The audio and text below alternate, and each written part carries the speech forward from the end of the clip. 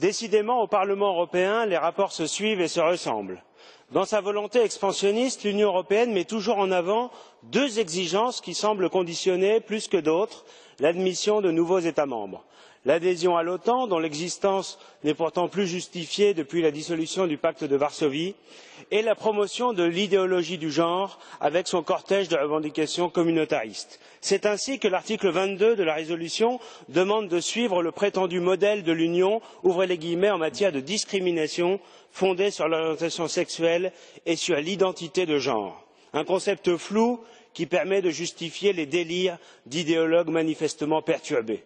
Or, vos obsessions vous empêchent de voir les vrais problèmes auxquels est confrontée la Macédoine. Vous parlez des Roms, ces bandes de joyeux troubadours que vous souhaitez voir partout, sauf bien sûr dans les jardins de vos résidences secondaires, mais pas un mot sur les Albanais de Macédoine. Ces derniers constituent pourtant une minorité en constante progression démographique et dont les revendications menacent la stabilité du pays, surtout depuis l'indépendance autoproclamée du Kosovo. C'est d'ailleurs à la frontière de ce territoire historiquement serbe que les Albanais de Macédoine ont déclenché de violentes émeutes au mois de mai et juin dernier. Enfin, s'agissant d'un problème qui nous concerne tous, celui du raz-de-marée migratoire, je tiens pour ma part à saluer les récentes mesures prises par les autorités macédoniennes. En se rendant au dernier sommet du groupe de Visegrad, le président George Ivanov a montré qu'il faisait davantage confiance aux responsables de Budapest qu'aux bureaucrates de Bruxelles pour endiguer les flux d'immigration vers l'Europe.